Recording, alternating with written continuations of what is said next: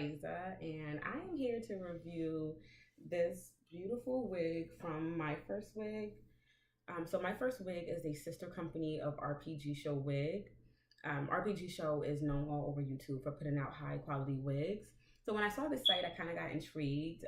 It is designed to be beginner friendly, meaning that the wigs are like made as simple as possible so that you can literally pull them out the box and wear them. It doesn't need much customization. The order process is easy. And when you get the wig, it comes with all of the things that you need to possibly customize it further if need be. Just to give you guys the specs, I did get the unit by the name of Alexis. I got it in Yaki Straight. It's Malaysian hair, 20 inches, light brown lace, size 1. So again, I said it's 20 inches, but I do think that it is a little bit longer than 20 inches. Now it comes to the top of my butt, and I'm 5'4", so I'm not very tall, but I'm not very short either. But I still think that 20 inches usually comes like lower back on me, where this is at the top of my butt. And that's not a bad thing. I don't have any complaints about the fact that the hair came longer. I am planning on cutting the hair a little later just to kind of give it some blunt ends. So the fact that it's longer than 20 inches actually works out in my favor. So that's fine with me. As far as the hair's density goes, it is 100% density, and that's actually the only option that's available on the website. It does come with clip-ins if you're looking for a fuller look, but the wig itself is only ever 100% density. So I was a little bit nervous about that at first because full lace wigs tend to be thinner than lace front wigs, which is typically what I would have ordered. And that's because lace front wigs are only lace here and they've got tracks along the back so they can fit more hair. Where with a full lace wig, everything's literally like hand tied. And so there's only but so many strands that you can hand tie onto the unit itself. So the fact that it was 100% density was, I was a little bit nervous, but something told me just not to worry about getting the clip-ins. If you do want them later on, you always have the option to order them from the website. So I did just go ahead and order the wig like by itself. And when I got the wig, I was just like so happy. The density on it is so natural. I don't mind the fact that it's not, 120, 130% density like some other wigs will give you the option to have. The way I like to gauge as to whether it works for me is just to kind of split it so that there's some hair in the front and some hair in the back. And if it's still like a good amount of hair in the front and it doesn't look bald headed in the back where there's just like 3 or 4 strands, then to me that's as dense as I need it to be. So it serves its purpose there. And just the way that it falls, period, is very natural. The way it comes out of the scalp, the way that it falls, the density, the color of it, it's all very, very natural.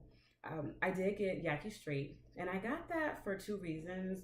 I just like the luster better on Yaki Straight units. It typically looks just more natural to me, but also because I have natural hair. And sometimes you can order a wig, and for some reason, it doesn't come all the way to the hairline or past the hairline. It kind of comes, a little bit behind it. And just in case I was going to have to, leave my hairline out with this wig, I didn't want to get a silky unit, and then they didn't match up. I do have 4C hair, so... But I ended up not actually having to leave any hair out. This literally comes up to my hairline and then some. I usually pull it back so that it's not, too far up on my forehead, but I don't have to leave any of my hair out.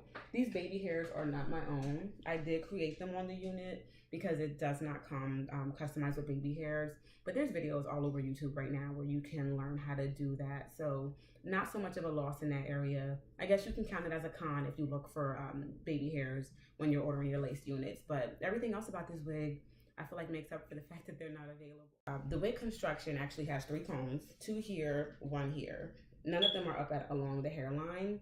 And it also has the adjustable strap along the back. So the wig fits very snug because I do use the adjustable strap. I don't use the combs. So when I first got the wig, the first few days, I didn't do anything to it. As a matter of fact, I did deep condition it. I washed it out and I just kind of like brushed it into a middle part and let it air dry, and that was it. That's all I did for the first few days. And I literally had no trouble. I had no tangling, no shedding. There was just nothing to complain about. But I did decide after a few days that the hairline, just along here, was a little bit too dense for me. It wasn't falling as naturally as I liked it to when I tried to pull the hair back or up. So I started tweezing at it.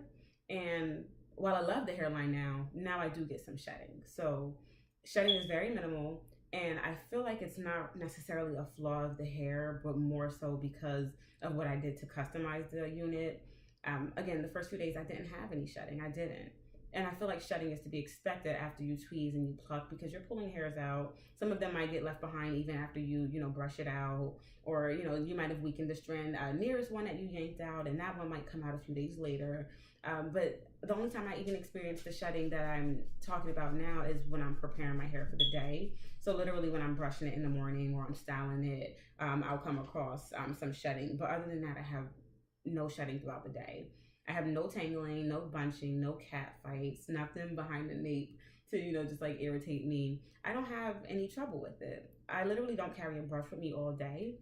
I'm back and forth between class on campus. I've got a bag with a laptop and textbooks and notebooks and snacks or whatever else I have in there. And it's not always easy to fit a paddle brush or a big fat square wig brush inside of the bag too. And so I love the fact that I don't have to carry that around to keep this hair neat. At worst, if I get caught in like the wind or it's been sitting too long, I flip it over to the side and I'll finger through it a few times and just throw it back behind my shoulders, and it's back to slaying. Like, I literally have no trouble with styling this hair. Some cons about it, which I guess you do have to account for no matter how much I love the unit, is these pieces at the top. I'm not sure if you can see, but there are some very short pieces along the entire middle of the unit. Now, I have it on the side part now, and they're still there, but how I had been wearing it was parted down the middle, and they were really there. So at first I thought that it might have just been in that area, but I started parting around, and I do see that it does go across the entire middle. The way I've been combating that is just kind of like wetting the brush, brushing it down, and that's typically been about enough to stop the issue. So definitely nothing that would hinder me in the future from ordering this wig again or stop me from recommending it to people. I also am not sure about the cap size, which is another con. I purposely did not gel the sides down today so that I could show you that the wig is like big. And again, I got a cap size 1, which is a smaller size cap. When I think about my head, it's average to me. Some people call it a big head, but definitely nobody calls it a small head. But just like based off the numbers on the website, I felt like a small cap would fit me better. And I'm so happy that I went with the small cap, because I know now that a large cap would have like hung down and flapped in the wind, and I know it because this wig itself is already too big. And so usually what I do is, again, I'll gel it down so that it sticks tight, and that's usually no problem. And if it is a very windy day, then I'll pin this here just to kind of be on the safer side. But even that still doesn't trouble me. If I'm trying to wear the hair in the updo, I do make sure that I at least lay it down with the scarf tied around the edges and the gel for enough time for it to really set before I would style it for the day. But other than that, it doesn't hinder me from enjoying this wig. The luster on it is so like perfect. It looks so natural. It was virgin hair, or it is virgin hair. I haven't colored it or anything yet. And so the color of it is natural, whatever the donor's hair color was. And sometimes in those situations, you can get hair that's too brassy or like too brown, just because there's other, hair colors out in the world that may not be yours. This one actually came perfectly colored. It looks like a color that could just be growing out of my scalp. I do think that I probably still will darken it just because I favor jet black hair and fall's coming, and who doesn't want to slay in all black hair? But I don't think that I'm going to lighten it. If I do choose to, however, I will do like an update just to kind of show you guys how it takes the color. As far as heat treating it, I haven't done that yet, but I do plan on putting some curls in it this weekend. So I'll probably do an update on how it takes to heat and how it holds the curl as well. And seriously, there's no complaints with this hair. Like, it's A1.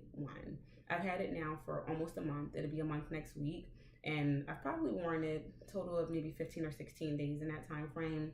I do give it a break. I like to rotate between my natural hair, sometimes like turbans if I don't feel like styling, and a couple other wigs that I have. But for the most part, I wear this wig the bulk of the time. And it's like, nobody asked me, where'd you get your wig? They say your hair looks nice, your hair is laid, oh, your hair's so pretty. So I'm assuming it looks, I'd say like it, could possibly be my hair, even though it's, a lot longer than my hair is. So people who do know me know that it's not mine, but other people don't question it. Like, it looks so natural, it's flawless. I have no complaints about this hair. My first wig really did a very good job of making sure that this wig just was that easy to use from the box. If you didn't want to tweeze it, you don't want to customize it, if you don't want to do anything to it, you don't have to. You can pull this thing out and slay right away. Like, my first wig is a thumbs up for me for Alexis. And I am going to give you guys an update on her life in the next couple weeks. Probably like mid-October, which will be about 2 months that I've had the wig. Maybe like late October, really. But it'll be about 2 months that I had the wig then. By now, it typically shows its true colors and you see how it's going to start acting. But 2 months is literally like the cutoff. If it's bad hair, by the 2 month mark, it's done. So we'll see how it holds up then. But I got high expectations for this. I feel like it's gonna, definitely be worthwhile, definitely worth the money. So far it is, and if you guys do choose to order it, I don't think that you guys would regret it. They've got some very beautiful units like all over the site. And if you are hesitant about the density thing and how lace wigs tend to be a lot less dense, then just do the clip-ins. They really are reasonably priced. I just chose not to get them because I didn't think that I would need them, and I turned out not to. So I'm happy that I saved, $100+ in that sense. But any other questions or anything that I might have missed, please do ask me. Comments down below. I'm happy to get them answered for you. Keep you guys updated if it's something that I left out.